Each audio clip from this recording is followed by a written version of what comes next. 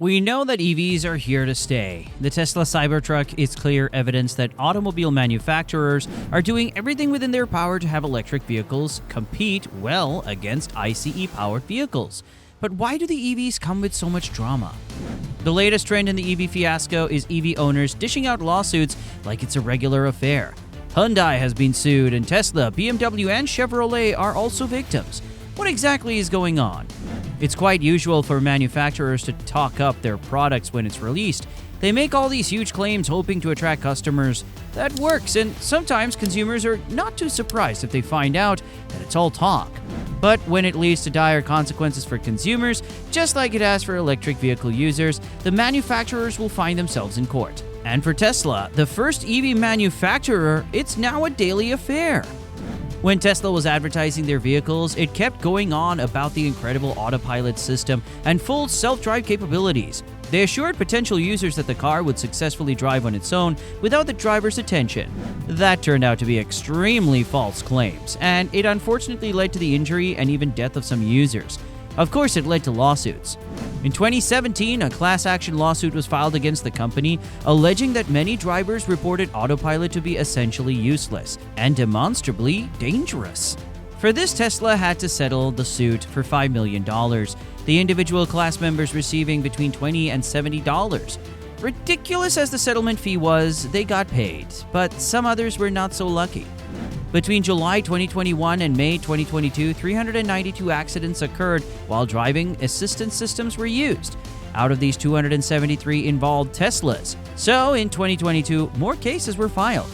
In September 2022, 5 plaintiffs brought a class action lawsuit against Tesla, alleging that the company had made misleading and deceptive statements about its autopilot and full self-driving capabilities. The plaintiffs said that they had fully trusted the company's claims about how effective the self-driving capabilities of the cars are. However, rather than get the satisfaction that was promised, they got severe injuries that they had to pay huge amounts to nurses. The plaintiffs' claims were valid. However, the proposed class action could not proceed because Tesla successfully argued against them. They showed that of the 5 named plaintiffs, 4 had signed an arbitration clause with the company, and one's claim was found to be outside the statute of limitations.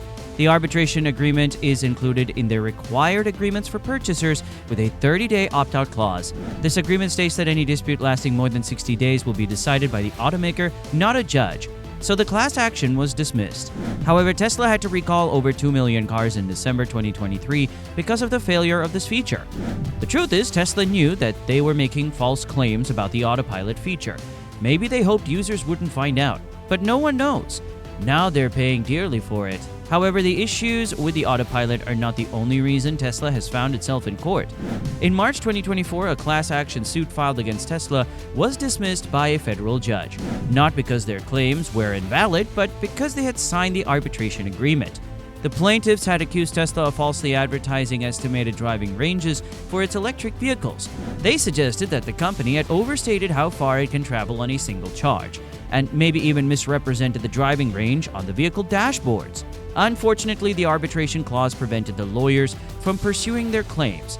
Now, Tesla has lowered its driving range estimates across their EVs as a new U.S. government vehicle testing regulation implemented in January 2024 ensures that automakers correctly state real-world problems.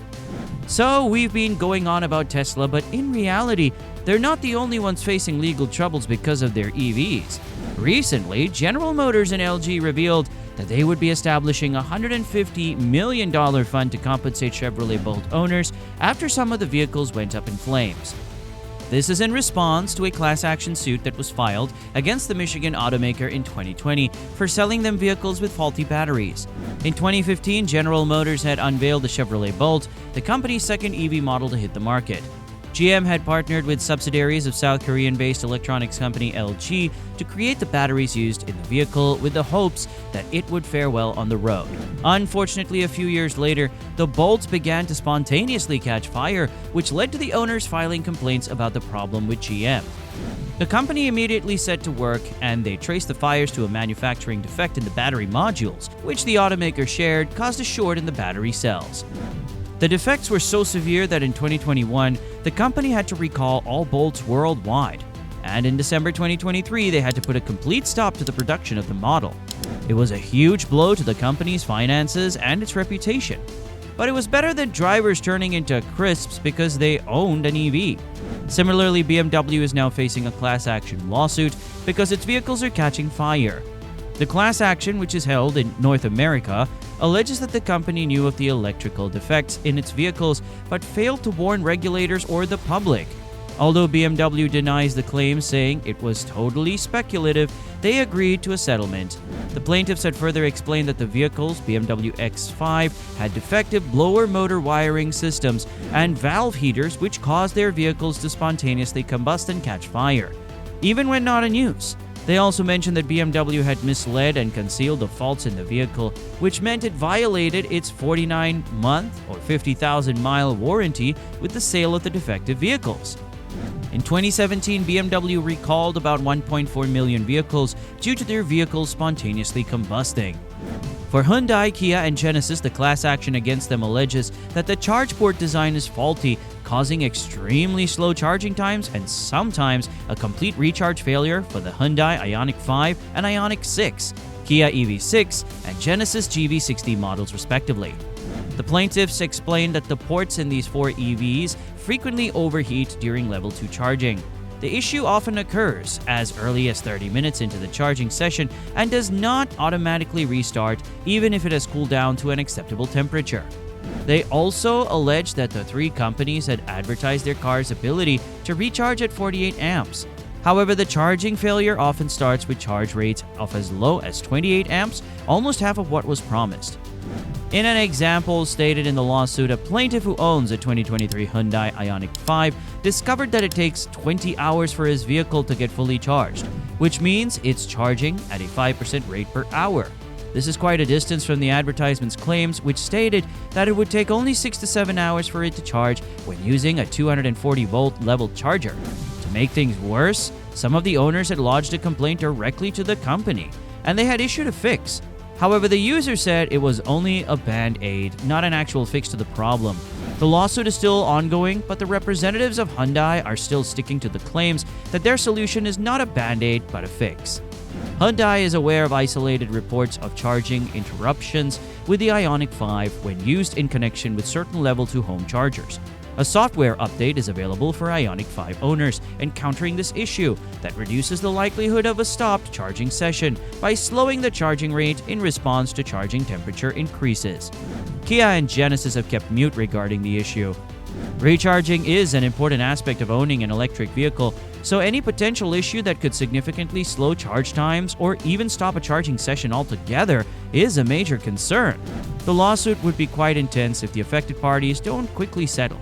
Electric vehicles have been quite the rage because of their sustainability and how easy it is to maintain compared to ICE-powered vehicles.